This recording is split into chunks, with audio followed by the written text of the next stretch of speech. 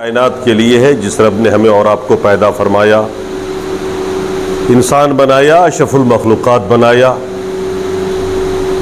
صراط مستقیم پر چلنے کی توفیق عطا فرمائی۔ بے شبہ درود نبی کریم علیہ الصلوۃ والتسلیم اور آپ کے تمام آل و اصحاب پر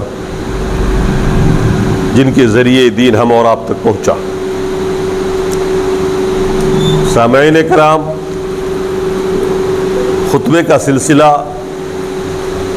چل رہا ہے پچھلے چند دنوں سے، موضوع توحید اور رسالت، کلمہ طیب لا الہ الا اللہ محمد الرسول اللہ کو سمجھنا ہے، کیونکہ یہی جنت کی کنجی ہے، نجات کا ذریعہ یہی کلمہ ہے۔ افسوسناک بات یہ ہے کہ آج لوگ پڑھتے ہیں، سمجھتے نہیں، اور نہ سمجھنے کی وجہ سے آج مسلمان برائے نام مسلمان ہیں، نہ ان کا ایمان مکمل، نہ ان کا اسلام مکمل۔ اس کلمے کو پڑھ لینا کافی نہیں ہے، جیسا کہ آپ خطبے میں سن چکے ہیں۔ اللہ کا فرمان ہے فَاعْلَمْ أَنَّهُ لَا إِلَهَ إِلَّا اللَّهُ، لا الہ الا اللہ کا علم حاصل کرو۔ جو شخص اس لا الہ الا اللہ کو نہیں سمجھتا ہے، محمد رسول اللہ کو نہیں جانتا ہے، اور وہ صرف منہ سے پڑھ رہا ہے، تو یہ کلمہ اس کے نجات کا ذریعہ نہیں۔ اس لیے میری کوشش ہے پچھلے لگ بھگ 2 مہینے سے کہ میں ایک کلمہ آپ کو سمجھا سکوں اور آپ سمجھ سکیں۔ توحید کی پہلی شرط آپ نے پچھلے خطبے میں سنی تھی، آپ نے محسوس کیا ہوگا میں توحید الوہیت اور رسالت دونوں کو باری باری سے لے رہا ہوں۔ میں چاہتا ہوں کہ اللہ کے رسول کو بھی آپ جانتے چلیں، ساتھ ساتھ رسالت کو بھی آپ سمجھیں، تاکہ آپ کا ایمان رسالت اور تقاضائے رسالت پہ ہو، اور توحید کو سمجھیں تاکہ توحید اور تقاضائے توحید دونوں آپ کے مد نظر ہو۔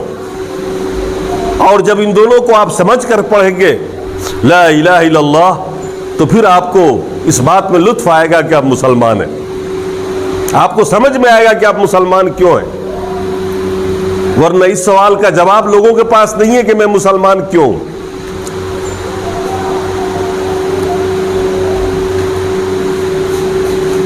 تو آج کے خطبے کا مرکزی مضمون رسالت ہے۔ پچھلے 2 ہفتہ پہلے آپ نے خطبے میں سنا تھا کہ قرآن کی پہلی آیت نازل ہوئی جب آپ غار حرا میں تھے، اللہ کے رسول صلی اللہ علیہ وسلم غار حرا میں تشریف رکھ رہے تھے۔ پہلی آیت لے کے وہاں سے جب آئے تو آپ کی جو حالت اور جو کیفیت ہوئی، اور جس طرح سے آپ نے فرمایا تھا اپنی بیوی حضرت خدیجہ سے، اے خدیجہ انی خشیت علی نفسی، خدیجہ مجھے اپنی جان کا ڈر ہو گیا۔ انہوں نے صبر دلایا، دلاسا دلایا، آپ کو ڈھارس بدھائی، اور آپ کو لے کے ورقہ کے پاس گئی۔ ورقہ بن نوفل نے آپ کو نبوت کی خوشخبری سنائی۔ وہ توریت کے عالم تھے، وہ عیسائیت اختیار کر چکے تھے، مکے کا مذہب جو شرک چل رہا تھا اس زمانے میں، بت پرستی چھوڑ چکے تھے۔ انہوں نے آپ کی ساری کیفیت اور حالت کو سن کر کے فرمایا تھا کہ ھذا الناموس الذی نزل علی موسیٰ، یہ فرشتہ جو آپ کے اوپر آیا تھا یہ وہی فرشتہ ہے جو موسیٰ علیہ السلام پر نازل ہوا تھا، اور آپ نبی بنائے جانے والے ہیں۔ یہ پیشین گوئی تورات و انجیل میں ہم پڑھ چکے ہیں۔ انہوں نے یہ بھی کہا تھا کہ مجھے پتہ نہیں تھا کہ وہ نبی آپ ہوں گے اور مکے سے مبعوث ہوں گے، اور انہوں نے قسم کھائی تھی اور کہا تھا واللہ لو کنت حیا یا لیتنی کنت شابا، اے کاش میں اس وقت زندہ ہوتا جب آپ کی قوم آپ کو گھر سے باہر نکالے گی، کاش میں اس وقت زندہ ہوتا اور جوان ہوتا جب آپ کی قوم آپ پر مظالم ڈھائے گی۔ اللہ کے رسول مزید ڈر گئے تھے کہ کیا میری قوم مجھ کو مکے سے باہر نکال دے گی؟ فرمایا ہاں، جس پیغام کو آپ لے کے آئے ہو اس پیغام کو لانے والے کو ہمیشہ تکلیف پہنچائے گی۔ اس پیغام کو سن لینے کے بعد آپ گھر آئے اور پھر اگلے دن غار حرا میں چلے گئے۔ میں نے بتایا تھا کہ رمضان کے مہینے کی 21 تاریخ تھی وہ جب پہلی آیت نازل ہوئی، اور وہ شب قدر تھی، طاق رات تھی۔ اس لیے اللہ نے قرآن کے بارے میں فرمایا کہ یہ قرآن رمضان کے مہینے میں نازل ہوا. اسی رمضان کے مہینے میں پورا قرآن آسمان دنیا پہ آیا تھا اور وہاں سے وقتاً ضرورتاً تھوڑا تھوڑا کر کے اس دنیا میں اللہ کے رسول پہ نازل ہوا. اللہ کے رسول واپس پھر غار حرا میں چلے گئے. بڑی شدت سے انتظار رہنے لگا آپ کو، یہ فرشتہ آئے گا، اللہ کا کوئی پیغام سنائے گا. نبوت کی خبر تو آپ کو بھی ہو گئی تھی اور بیوی نے بھی یقین کر لیا تھا کہ آپ نبی بنائے گئے. مگر دن گزرتے گئے، قرآن کی کوئی آیت نازل نہیں ہو رہی تھی. بڑی بے چینی کے دن تھے آپ کے. رمضان کے بقیہ ایام 21 سے لے کے 29 30 تک آپ غار حرا میں بیٹھے رہے وحی کے انتظار میں، لیکن وحی کا آنا رک گیا، بند ہو گیا. آپ پریشان ہو گئے. آپ انسان تھے، انسان ہونے کے ناطے جو مایوسی آتی ہے وہ سب آئی آپ کے اوپر. اور شوال کی پہلی تاریخ کو آپ غار حرا سے نکلے صبح سویرے واپس گھر آنے کے لیے. آپ ہفتہ ڈیڑھ ہفتہ 2 ہفتہ کے لیے چلے جاتے تھے، غار حرا میں بیٹھتے تھے. آپ جیسے ہی نکلے غار حرا سے اور چلے مکے کی طرف، وادی کو طے کر رہے تھے. مکہ اور غار حرا کے بیچ میں 3 میل کا فاصلہ اس زمانے میں تھا. اب وہ آبادی میں جب آپ پہنچے تو آپ کا بیان ہے حدیث شریف میں بخاری کے اندر کہ جب میں وادی کے اندر پہنچا تو ایک آواز سنائی دی. میں نے آگے دیکھا کوئی نہیں، دائیں دیکھا کوئی نہیں، بائیں بھی دیکھا کوئی نہیں ہے پکارنے والا جو مجھے پکار رہا ہو. پیچھے کی طرف دیکھا کوئی نہیں. آواز آئی، آپ متجسس تھے، تلاش رہے تھے کس نے آواز دی ہے. پھر آپ نے آسمان کی طرف دیکھا. اللہ کے رسول فرماتے ہیں پھر وہی فرشتہ مجھے نظر آیا، زمین و آسمان کے بیچ میں کرسی پر بیٹھا ہوا. وہی فرشتہ جو غار حرا میں پہلی بار قرآن کی آیت لے کے نازل ہوا ہے، اقرا باسم ربک الذی خلق، وہی فرشتہ زمین و آسمان کے بیچ میں جالس علی الکرسی، کرسی پر بیٹھا ہوا نظر آیا. میں اسے دیکھ کے پھر گھبرا گیا. آپ انسان تھے، گھبراہٹ تاری ہوئی دیکھ کر کے. جو کیفیت آپ پہ گزری تھی پہلے ملاقات میں، آپ وہاں سے گرتے پڑتے بھاگتے ہوئے گھر کی طرف گئے. اور قرآن کا تو اثر یہ ہے کہ اللہ نے قرآن کے بارے میں فرمایا لو انزلنا هذا القرآن على جبل لرأيته خاشعا متصدعا من خشية اللہ. اس قرآن کو اگر میں کسی پہاڑ پہ نازل کر دیتا، پہاڑ کو سمجھ دے دیتا، سوچنے سمجھنے کی طاقت دے دیتا، تو پہاڑ تو مارے خوف کے ڈر کے مارے ریزہ ریزہ ہو جاتا. یہ ہے قرآن کی تاثیر. جاڑا بخار سب آ گیا آپ کو، گرمی لگی بے انتہا، ملے جلے اثرات. ابھی وہی نازل نہیں ہوئی ہے لیکن نزول سے پہلے ہی اثرات آ گئے. گھر پہنچے اور آپ نے بیوی بچوں سے کہا زملونی زملونی دثرونی، مجھے کمبل اڑاؤ، چادر اڑاؤ. اور پھر کہا کہ میرے اوپر ایک بالٹی پانی بہاؤ، ٹھنڈا پانی. آپ کو لٹا دیا، آپ کی بیوی نے، آپ کے بچوں نے کمبل اڑا دیا اور پھر ایک باٹی ٹھنڈا پانی لا کے بھی ڈال دیا آپ کے اوپر، جو اللہ کے رسول نے فرمائش کی تھی، جو وہی کے اثرات تھے، جو بے چینی تھی. اسی حالت میں دوسری آیت نازل ہوئی. اب جو دوسری آیت نازل ہو رہی ہے وہی رکنے کے بعد یہ پہلی آیت ہے اور سلسلہ وہی کی دوسری آیت نازل ہوئی. یا ایھا المدثر قم فانذر وربک فکبر وثیابک فطہر والرجز فہجر ولا تمنن تستکثر ولربک فاصبر. اللہ تعالیٰ نے مخاطب کیا رسول کو، اے کالی کمبل اوڑھنے والے، اے کالی چادر میں لپٹے ہوئے، اٹھ کھڑے ہو جاؤ. قم فانذر، اور لوگوں کو ڈراؤ عذاب الہی سے. جو شرک بت پرستی میں مبتلا ہے، نجاست میں ملوث ہے، اٹھ کھڑے ہو جاؤ، کمر کس لو، تیاری کر لو، ایک بڑے عظیم پیغام کے لیے تیار ہو جاؤ، ایک عظیم جد و جہد کے لیے تیاری کرو. آج رسول بنائے جا رہے ہیں. اس سے پہلے آپ نبی تھے، پہلی آیت نازل ہوئی اس وقت آپ نبی بنائے گئے تھے، رسول نہیں بنائے گئے تھے. اس آیت میں آپ رسول بنائے گئے. نبی اور رسول کا فرق سمجھیے. نبی نیچے کی ڈگری ہوتی، ہر نبی رسول نہیں ہوتا، اور ہر رسول نبی پہلے ہوتا۔ اگر یوں مان لیجئے کہ نبی 10+2 ہے مثال کے طور پر، تو رسالت ماسٹر ڈگری، یہ بہت اونچی چیز ہے۔ رسول جب بھی آتے ہیں تو رسول کے ذریعے انقلاب آتا ہے۔ نبوت کے اندر یہ ذمہ داری نبی پر نہیں ہوتی ہے کہ دین کا پرچار پرسار کرے، لڑے جھگڑے، تکلیفیں اٹھائے۔ رسول کی یہ ذمہ داری ہوتی ہے کہ ایک سماج کو بدل ڈالے۔ وہ اللہ کی توفیق ساتھ ہوتی ہے، ہمت دی جاتی ہے اللہ کی طرف سے، اور صبر انڈیل دی جاتی ہے، اور وہ ایک عظیم مصیبت کا سامنا کرنے کے لیے تیار ہوتے ہیں۔ رسالت بڑا ہوتا ہے۔ آپ نے سنا ہوگا 1,24,000 انبیاء کرام آئے، اور اس لمبی فہرست میں رسول صرف 313 ہے۔ رسول صرف 313 ہے، اور ان میں بھی 5 رسول اولو العزم ہیں، یعنی رسولوں میں بھی سب سے بڑے رسول۔ ان میں حضرت نوح کا نام ہے، حضرت ابراہیم کا نام ہے، حضرت عیسیٰ کا نام ہے، اور حضرت موسیٰ کا نام ہے، اور اللہ کے رسول صلی اللہ تعالی علیہ وسلم کا نام ہے۔ اور سب سے بڑا کارنامہ اور سب سے بڑا انقلاب جو آیا ان 5 شخصیات میں اگر دیکھیے تو وہ اللہ کے رسول کے ذریعے آیا۔ اس سے پہلے بھی جو رسول آئے وہ علاقے اور خطے کے لیے آئے، قوم کے لیے آئے، لیکن آخری رسول جو آئے پوری کائنات کے لیے۔ یہ اللہ کے رسول کی خاص خصوصیت ہے کہ یہ ایک ہی رسول پوری دنیا کے لیے، دنیا کی ہر قوم کے لیے، ہر آبادی کے لیے۔ اس سے پہلے جتنے بھی رسول آئے وہ ایریا وائز آئے، علاقے وائز آئے، وہ ان کی ذمہ داری نہیں تھی پوری دنیا میں پیغام پہنچانے کی، نہ ان کے ذریعے اتنا بڑا انقلاب لایا گیا۔ تو اللہ کے رسول کو رسالت کا جو سرٹیفکیٹ ملا، جو سند ملی رسالت کی، وہ اس پیغام سے ملی، قم فانذر، کھڑے ہو جائیے، تیار ہو جائیے، اور لوگوں کو عذاب الہی سے ڈرائیے۔ یہ جو لوگ جی رہے ہیں منمانی زندگی،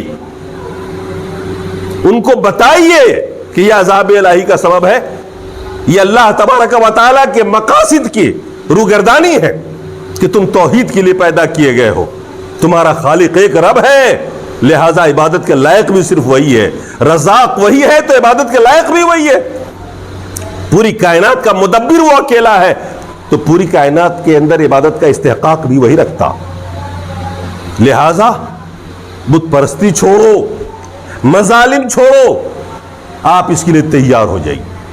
قم فانذر وربک فکبر، اور کبریائی، عظمت، بڑائی صرف اور صرف اپنے رب کے ساتھ خاص کر دو۔ ایسا نہ ہو کہ رب کے بعد بزرگوں کی کرامتوں میں لگے رہنا، بزرگوں کی عظمتیں بیان کرنا، نبیوں کے نعرے میں ہی لگ رہ جانا، انہی کو موضوع سخن بنانا، انہی پہ شروع انہی پہ ختم کر دینا، اپنی ساری زندگی کو بندوں کی عظمت بیان کرنے اور اقرار کرنے میں جھونک دینا، جو آج کل بدقسمتی سے ہو رہا ہے۔ مسلمانوں کو دیکھیے، رب کی عظمت نہیں بیان کریں گے، محفلوں میں چلے جائیے، پورا پروگرام چل رہا ہے، کبھی کہیں ولیوں پر چل رہا ہے، کہیں بزرگوں پہ چل رہا ہے، شخصیات کی عظمتیں بیان کی جا رہی ہیں، ان کے سامنے سرنگو ہوا جا رہا ہے۔ کہیں کچھ لوگ رسول کے ہی تعریف میں رطب اللسان ہے، اللہ کا نام نہیں آتا، جبکہ اللہ فرما رہا ہے وَرَبَّكَ فَكَبِّرْ، کبریائی، عظمت، بڑائی رات دن کرو چرچا تمہاری زبان پر ہو، اور وہ اللہ کی ہو۔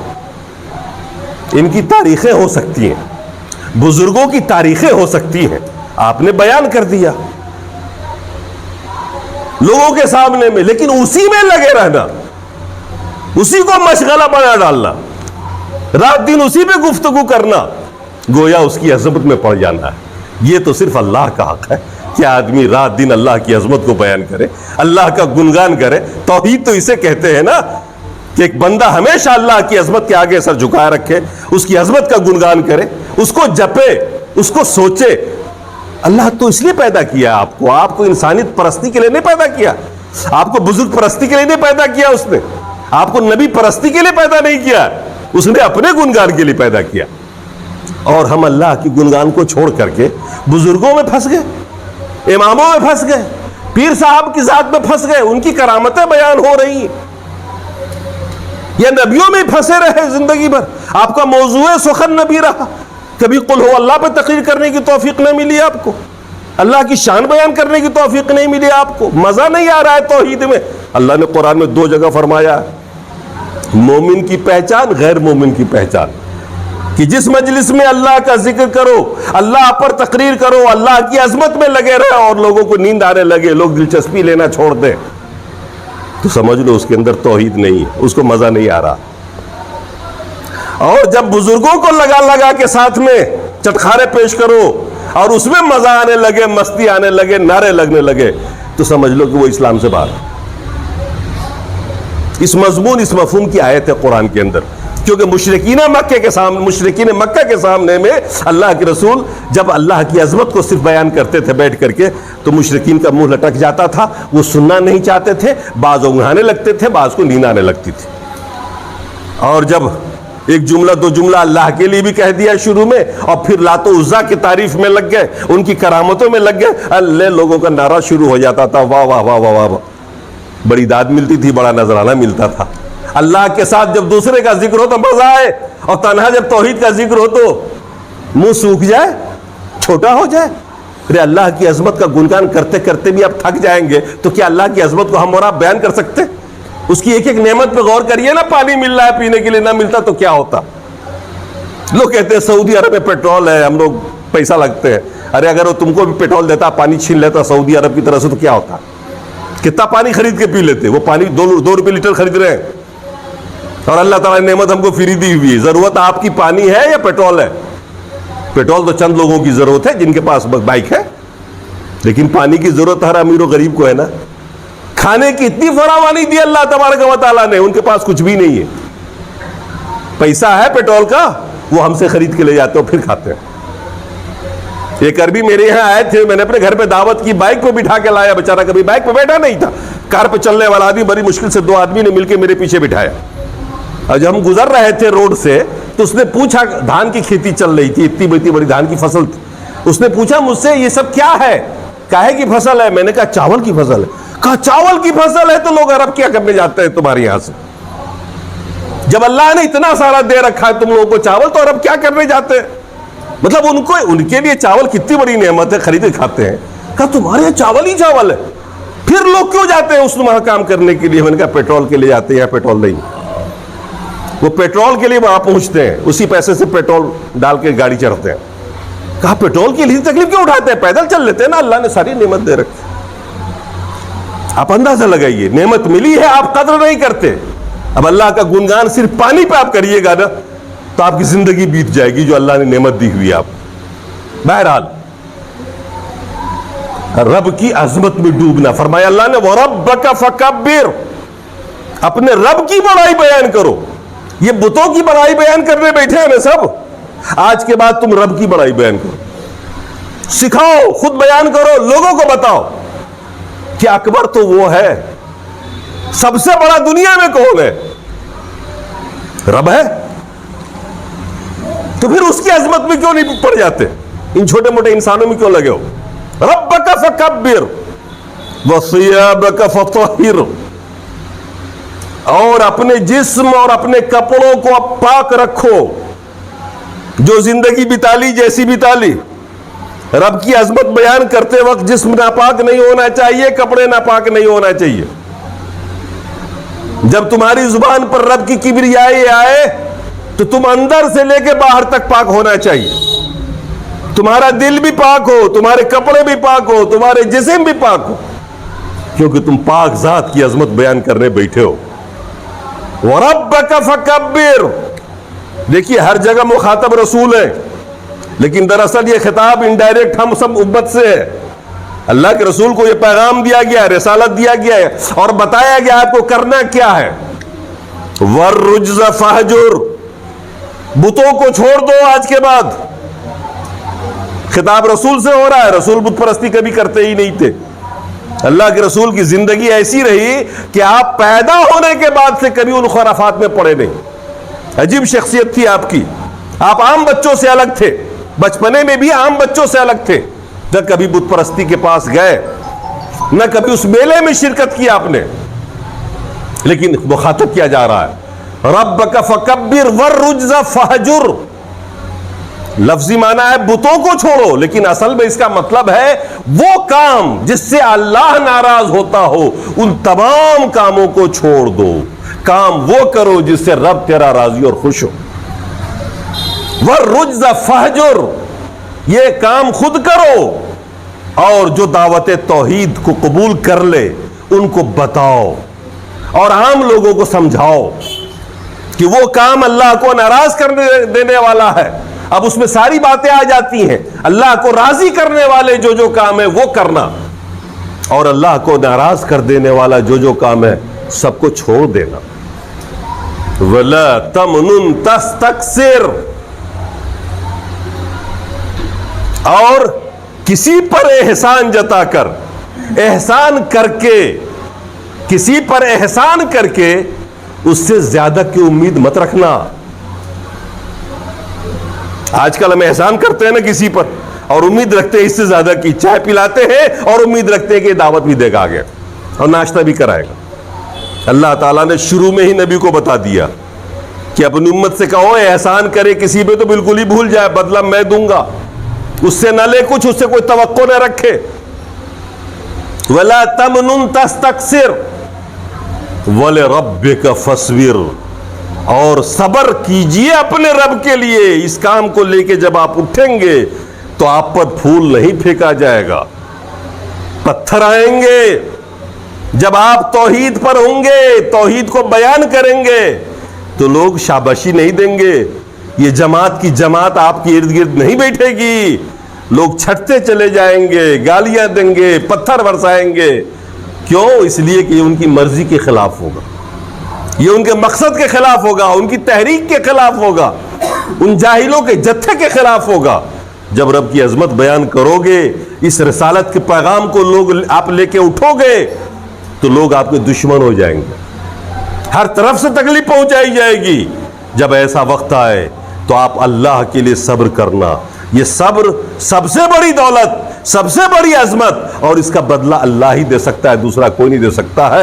ان اللہ مع الصابرین، اللہ ہمیشہ صبر کرنے والوں کے ساتھ کھڑا ہوتا، ان کے ساتھ نہیں ہوتا جو چھوٹی چھوٹی سی تکلیف پہ بلبلا اٹھے، جو معذرت کرنے لگے۔ یہ دوسری آیت تھی، یا یوں کہیے کہ سلسلہ وحی رک جانے کے بعد پہلی آیت تھی جو نازل ہوئی اللہ کے رسول پر۔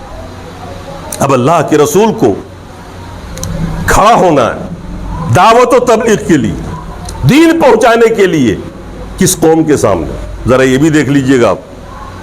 میں بتانا یہ چاہتا ہوں کہ دعوت اور تبلیغ 3 سال تک خفیہ رکھنے کا حکم آیا اللہ کی طرف سے۔ اسلام کی جو دعوت ہے، جو آپ رسول بنائے گئے، نبوت کے بعد جب آپ کو رسالت کا عہدہ ملا، دونوں عہدوں کا فرق بھی آپ نے سمجھ لیا، اور کہا گیا قم فانذر، اٹھیے ڈرائیے لوگوں کو، لیکن یہ پیغام خفیہ رکھنے کا حکم دیا گیا 3 سال تک، کہ 3 سال تک یہ پیغام آپ صرف انہی کو پہنچائیں جس کے اندر حق قبول کرنے کی صلاحیت، جو لوگ اچھے ہوں، جن کا ذہن اچھا ہو، آپ خفیہ انداز میں انہی کو پہنچائیں، عام لوگوں کو نہ بتائیں، کیونکہ ٹکراؤ ہو جائے گا۔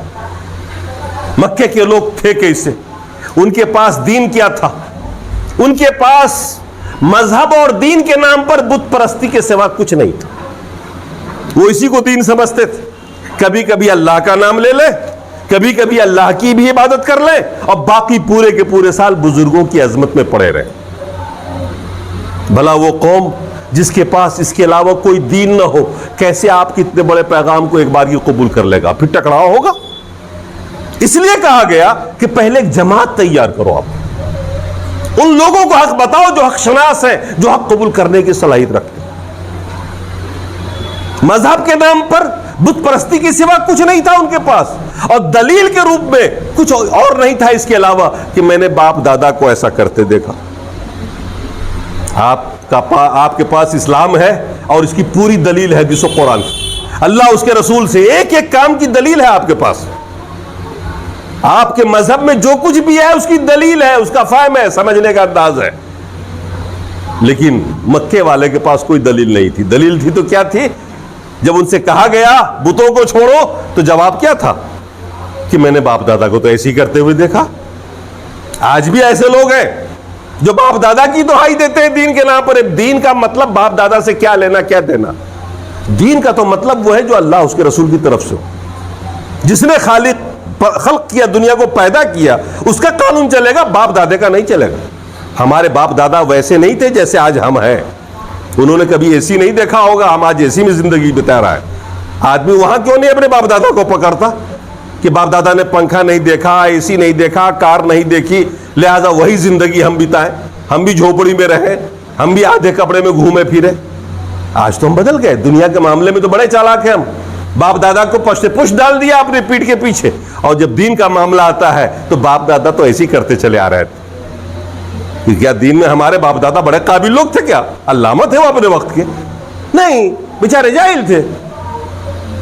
دین اللہ کا, رسول نے کیا ہے, دلیل وہاں سے تلاش کرو, باپ دادا میں مت تلاش کرو. وہ ایسی قوم تھی جس قوم کے اندر پرچار کا حکم دیا گیا رسول.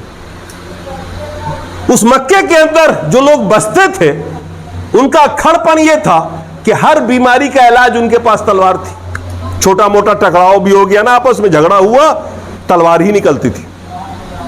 ان کے یہ بھی نہیں تھا کہ بیٹھ کے چند لوگ پنچ ہو افہام و تفہیم کر لیں. ایسی اجڑ قوم تھی. اس بیچ میں اللہ کے رسول مبعوث ہو رہے ہیں جن کے پاس ہر مشکل کا علاج تلوار میں ہی تھا. چھوٹی چھوٹی سی بات پہ تلوار نکل جایا کرتی تھی. آپ کو معلوم ہوگا کہ اللہ کے رسول جب 35 سال کے تھے, نبوت سے پہلے کی بات ہے, تو پورے خانہ کعبہ کو توڑ کے نئے سرے سے بنایا گیا.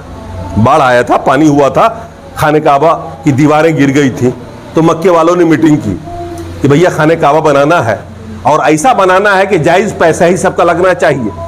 سب کے پاس رشوت کا پیسہ تھا, سب کے پاس سود کا پیسہ تھا, سب کے گھر میں طوائفیں ہوتی تھی, مطلب یہ لاؤنڈیاں ہوتی تھی, وہ زنا کا کام کرواتے تھے, ناجائز پیسہ تھا. سب نے مل کے تہیہ کیا کہ خانہ کعبہ کی تعمیر ہو اور صرف جائز پیسے سے ہو. دیکھیے, مشرک ہونے کے باوجود بھی بڑے بااخلاق اور بڑے اصولی لوگ تھے وہ. چنانچہ سب لوگوں نے چندہ کیا جائز پیسے کا, اور خانہ کعبہ کی تعمیر میں لگ گئے. پیسہ کم پڑ گیا. آپ نے دیکھا ہوگا حتیم کعبہ, کچھ ایریا ایسا ہے جو گھیرا ہوا گول ہے. ان کے پاس اتنا پیسہ نہیں تھا کہ پورے میں کعبے کو بنا سکے.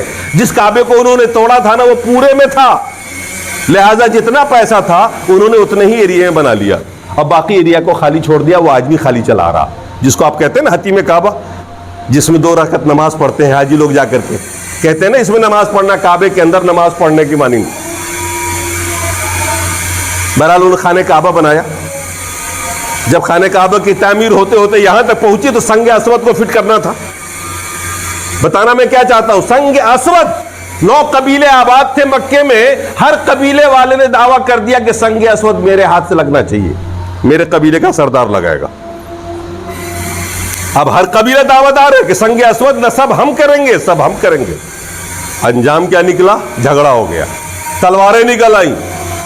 کوئی علاج نہیں تھا ان کے پاس, پنچایتی کیا لیکن کوئی فیصلہ ماننے کو تیار نہیں.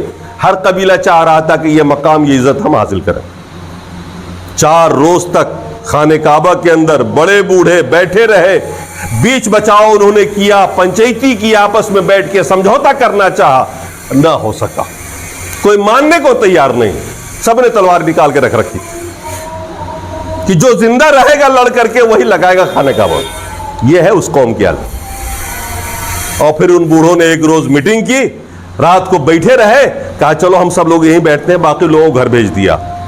اور جب سب چلے گئے تو کہا چلو سب یہیں بیٹھو.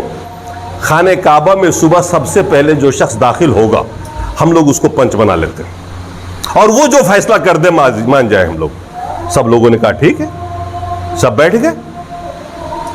رات بتائی بیٹھ کر کے ان بوڑھوں نے, سرداروں نے, کہ دیکھیں صبح کون آتا ہے جس کو ہم پنچ بنائیں گے.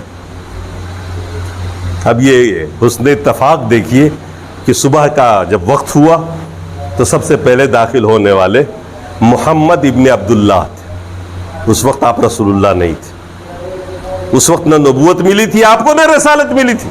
35 سال کی عمر تھی آپ. خانہ کعبہ میں آپ داخل ہوئے, لوگ پکار اٹھے, ھذا الامین ھذا الصادق, یہ تو امین ہے, یہ صادق ہے. پورے مکے میں اس سے بڑا کوئی امین نہیں, امانت دار نہیں, اور پورے مکے میں اس سے بڑا کوئی صادق نہیں. سب نے بلایا محمد ابن عبداللہ اللہ کے رسول کو، بٹھا کر کہا کہ دیکھو یہ پنچایت چل رہی ہے، فیصلہ نہیں ہو پا رہا ہے، ہم سب لوگوں نے رات میں طے کیا کہ صبح جو سب سے پہلے آئے گا ہم اسی کو پنچ بنا لیں گے، آپ پہلے آئے ہو، اب آپ ہی فیصلہ کرو کہ یہ حجر اسود کون لگائے گا دیوار کعبہ، اب یہ آپ کی ذمہ ہے، جو چاہو فیصلہ کر دو، ہم سب راضی ہیں، اور آپ سے اچھا انسان مکے میں کوئی نہیں۔ اللہ کے رسول کا فیصلہ دیکھیے، نبوت سے پہلے آپ کا فہم دیکھیے اور آپ کی عقل دیکھیے اور حیران ہو جائیے۔ اللہ کے رسول نے اپنی چادر بچھائی، اپنی چادر اتار کے بچھا دی، اور اس سنگ اسود کو، جو پتھر ہے اتنا بڑا جو دیوار کعبہ میں ہے، اٹھا کر کے آپ نے اس کے بیچ میں رکھ دیا، کہا سارے سردار جتنے ہیں سب اس کا کونا چاروں طرف سے پکڑ کے دیوار کے پاس چلے۔ سارے سرداروں نے اٹھایا چادر کو اور سب لے کے دیوار کے پاس آ گئے۔ اللہ کے رسول نے اپنے ہاتھ سے اٹھا کے دیوار میں فٹ کر دیا، جھگڑا ختم، سب کو شرف بھی حاصل ہو گیا، کوئی پیچھے بھی نہیں رہا، سب کے حق میں فیصلہ ہوا، کسی کی ناک اونچی کسی کی نیچے نہیں رہی، جھگڑا ختم ہو گیا۔ یہ اس وقت کی بات ہے جب آپ 35 سال کے تھے، نبوت بھی نہیں ملی تھی،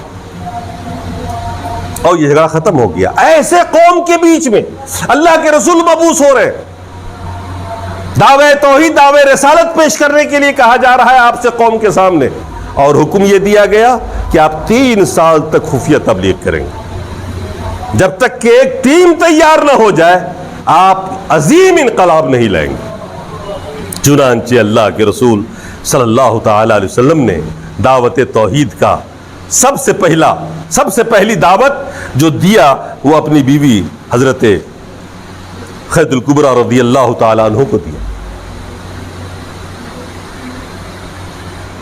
اور بیوی کیسی نیک، کیسی عقل مند، نہ سوچنے کا ٹائم مانگا، نہ مہلت مانگی، نہ غور و فکر کا ٹائم مانگا، اور آپ کی توحید کو جو پیش کیا آپ نے ویسے کے ویسے قبول کر لیا، اور آپ کی رسالت پر ایمان لے آئی۔ یہ سب سے بڑا امتحان ہوتا ہے کہ بیوی کے سامنے کوئی اپنی شخصیت کو پیش کرے اور وہ کہے کہ سیتامڑھی میں سب سے عظیم انسان ہوں، اس کو تم مانو، اور آپ لوگ اس دعوت کو کر کے دیکھیے گا، آج کی رات اپنی بیوی کے سامنے میں پیش کیجئے گا، وہ 10 تو گالی سنائے گی آپ کو، کیونکہ جتنا وہ آپ کو جانتی ہے بغل والا آپ کو نہیں جانتا، پڑوسی نہیں جانتا۔ 10 آدمی کے بیچ میں اپنے آپ کو بااخلاق، مہذب اور بااخلاق بنا کر پیش کرنا، سفید پوش بن جانا، بڑا کہلانا بڑا آسان کام ہے۔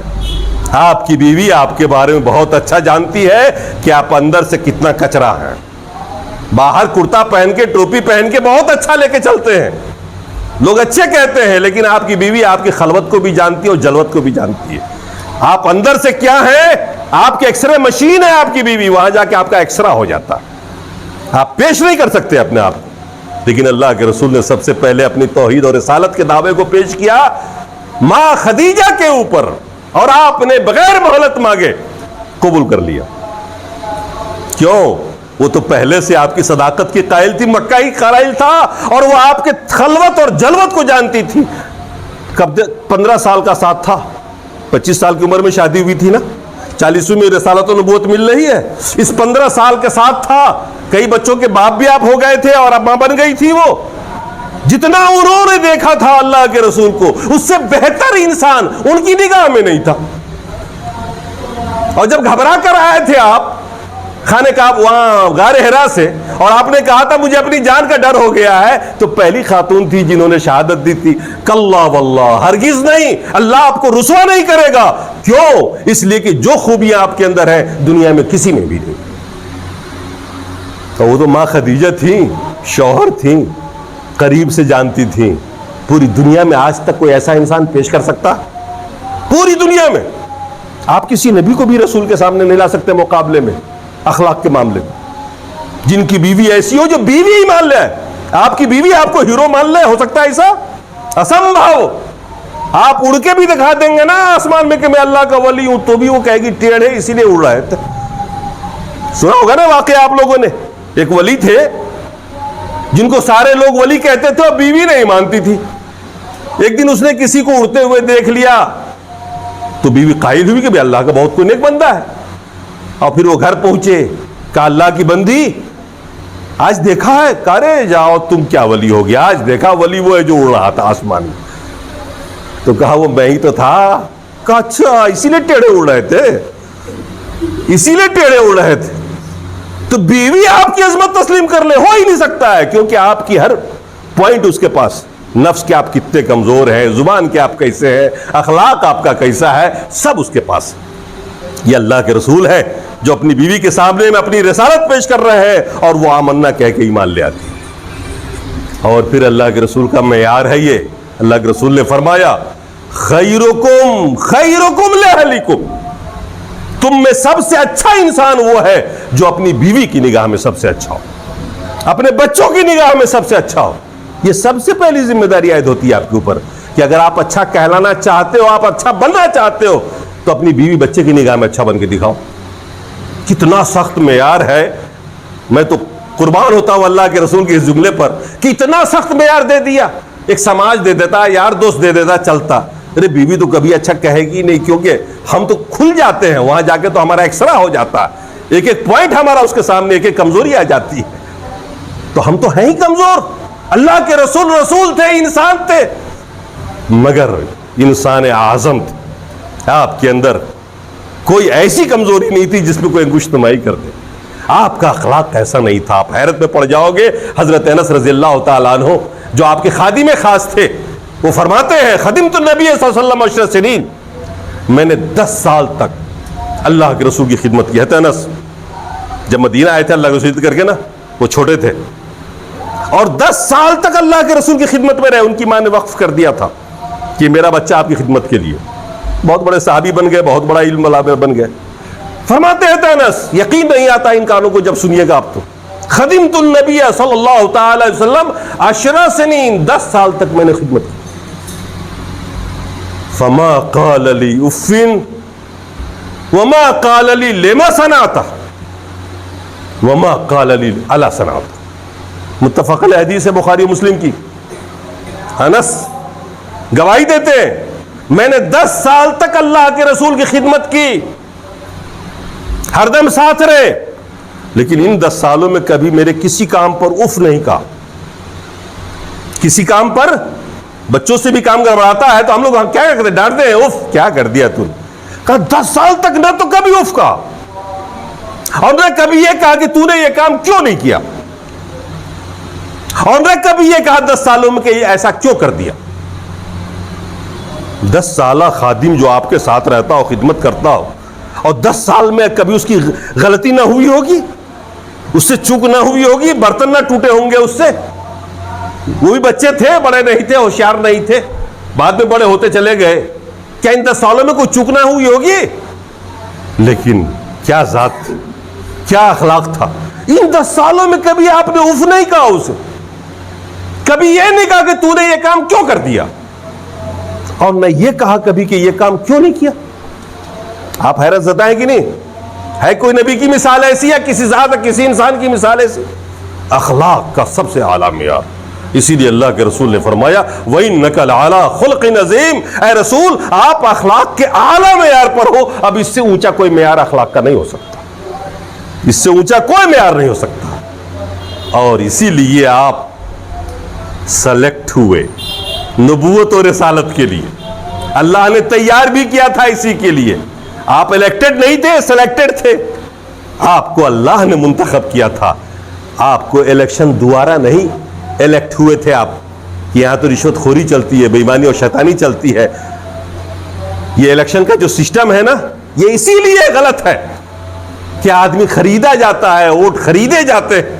آپ کبھی سلیکٹ ہو کے دکھاؤ، اور سلیکٹ تو وہ اللہ کرتا ہے جو عالم بذات الصدور ہے، جو آپ کے سینوں کو جانتا ہے، آپ کے اندر کے راز اور بھید کو جانتا ہے۔ وہ آپ کو جانتا ہے کہ آپ کیسے ہو، اور پھر وہ اسی کو سلیکٹ کرتا ہے جو اس لائق جس کو دیکھتا ہے۔ اور سلیکٹ ہونے والے رسول آپ کے ہیں، منتخب۔ بات لمبی ہو گئی، وقت بھی نکل گیا۔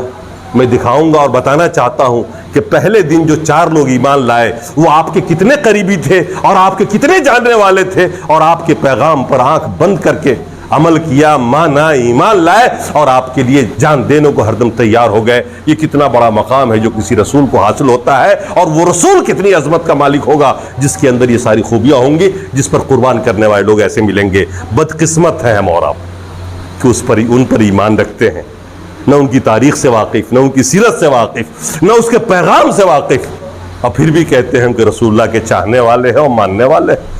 اللہ تعالی ہمیں اور آپ کو توفیق دے کہ آپ ان چیزوں کو سمجھیں، اور تب سمجھنے کے بعد جو مزہ آئے گا نا لا الہ الا اللہ محمد رسول اللہ پڑھنے میں، وہ مزہ پھر کسی چیز میں نہیں آئے گا آپ کو. اللہ تبارک و تعالی ہمیں اور آپ کو ایمان و عمل سمجھنے اور سمجھانے کی توفیق عطا فرمائے. اقول قولی ھذا واستغفر اللہ لی ولکم ولسائر المسلمین. بارک اللہ لکم فی القرآن العظیم.